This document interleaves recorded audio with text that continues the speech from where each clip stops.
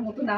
আর এই যে আজকে প্রধানমন্ত্রীর তরফ থেকে আমার সন্তানের জন্য উপহার আসলো, এতটা সম্মান, এতটা প্রাপ্তি, এই কোনো কিছুর যোগ্যই আমরা না।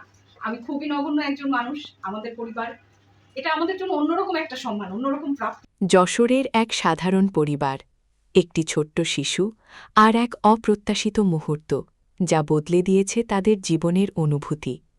7 মাসের শিশু আন নাসার, যে এখন শুধু একটি নাম নয়, একটি আবেগ, একটি গল্প। এই গল্প শুরু হয়েছিল খুব সাধারণ এক দৃশ্য দিয়ে। মায়ের কোলে ছোট্ট শিশু, হাতে একটি ফুল, আর মনে ছোট্ট একটি আশা, দূর থেকে একবার দেখবে, হয়তো হাত নাড়বেন দেশের একজন শীর্ষ নেতা। কিন্তু সেই সাধারণ মুহূর্তই হয়ে যায় অসাধারণ। গত ২৭ এপ্রিল যশোর সফরে আসেন প্রধানমন্ত্রী তারেক রহমান। সফরের এক পর্যায়ে তিনি যান যশোর ইনস্টিটিউট পাবলিক লাইব্রেরিয়ে। সেখানে মানুষের ভিড়ের মাঝে দাঁড়িয়েছিলেন আফরোজা নাসরিন নীলিমা, কোলে তার 7 মাসের সন্তান আন নাসার। শিশুটির ছোট্ট হাতে একটি ফুল। মায়ের চোখে ছিল শুধু একটাই আশা, একটু দেখবেন, হয়তো দূর থেকেই। কিন্তু হঠাৎই ঘটে অপ্রত্যাশিত কিছু। প্রধানমন্ত্রী বাস থেকে নেমে আসেন, সরাসরি এগিয়ে যান সেই শিশুটির দিকে, হাসি মুখে আদর করেন, কিছুক্ষণ সময় কাটান, আর তুলে নেন কিছু স্মরণীয় ছবি। সেই মুহূর্ত, সেই কয়েকটি মিনিট, একটি সাধারণ পরিবারের জীবনে হয়ে ওঠে অসাধারণ স্মৃতি। আর এখানেই শেষ হয়নি গল্প। যশোর সফর শেষে ঢাকায় ফিরে সেই ছোট্ট শিশুটির কথা ভুলে যাননি প্রধানমন্ত্রী তারেক রহমান, বরং নির্দেশ দেন শিশু আন নাসারের জন্য পাঠানো হোক উপহার। এরপর আসে আরেকটি আবেগঘন দিন। বৃহস্পতিবার সকাল 11:30, যশোর শহরের তসবির হল সংলগ্ন সেই বাড়ি, যেখানে অপেক্ষা করছিল একটি পরিবার, অবিশ্বাস আর আনন্দের মিশ্র অনুভূতি নিয়ে।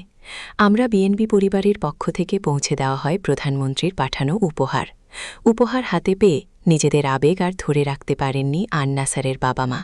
মা আফরোজা নাসরিন নীলিমা বলেন, আমি শুধু চেয়েছিলাম উনি আমাদের দিকে একবার তাকাবেন, হয়তো একটু হাত নাড়বেন। তার কণ্ঠ তখন কাঁপছিল। কিন্তু উনি বাস থেকে নেমে এসে আমার বাচ্চাকে আদর করলেন, ছবি তুললেন। এটা তো আমাদের কল্পনারও বাইরে ছিল। একটু থেমে আবার বলেন, তারপর আবার আমার সন্তানের জন্য উপহার পাঠিয়েছেন। এটা কিভাবে প্রকাশ করব, সত্যিই ভাষা নেই। এই ভাষাহীন অনুভূতিই যেন সবকিছু বলে দেয়। শিশুটির বাবা সাজেদুর রহমান অপুও নিজের আবেগ লুকাতে পারেননি। তিনি বলেন, আমরা খুব সাধারণ মানুষ। আমার সন্তানের হাতে ফুল দেখে উনি বাস থেকে নেমে আসবেন, এটা স্বপ্নেও ভাবিনি। তার কণ্ঠে বিস্ময় আর কৃতজ্ঞতা একসাথে মিশেছিল। আজ আবার আমার সন্তানের জন্য উপহার পাঠিয়েছেন, এটা আমাদের জীবনের অন্যতম বড় প্রাপ্তি। তিনি আরও বলেন, এই স্মৃতি আমরা কোনোদিন ভুলব না। এই উপহার শুধু একটি উপহার নয়, এটি একটি অনুভূতি, একটি স্বীকৃতি, একটি মানবিক স্পর্শ। উপহার তুলে দেন আমরা বিএনপি পরিবারের সদস্য সচিব কৃষিবিদ মোকসেদুল মুমিন মিথুন। তিনি জানান, প্রধানমন্ত্রী ঢাকায় ফিরে নিজেই নির্দেশ দিয়েছিলেন শিশুটির জন্য যেন উপহার পৌঁছে দেওয়া হয়।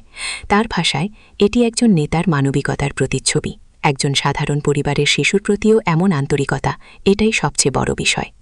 ঘটনাটি দ্রুত ছড়িয়ে পড়ে সামাজিক যোগাযোগ মাধ্যমে। অনেকেই এই ঘটনাকে দেখছেন ভিন্ন চোখে, একজন নেতার মানবিক দিক হিসেবে। স্থানীয়রা বলছেন, এটি শুধু একটি পরিবারের গল্প নয়, এটি যশোরের মানুষের জন্য একটি গর্বের মুহূর্ত। একটি ছোট্ট ফুল, একটি নির্বেঝাল মুহূর্ত, আর একটি মানবিক আচরণ, সবকিছু মিলেই তৈরি হয়েছে এক আবেগঘন গল্প।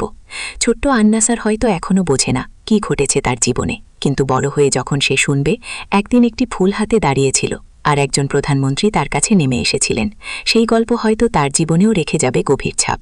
আর তার বাবা মায়ের জন্য এটি শুধু একটি স্মৃতি নয়, এটি জীবনের সবচেয়ে মূল্যবান অর্জনগুলোর একটি।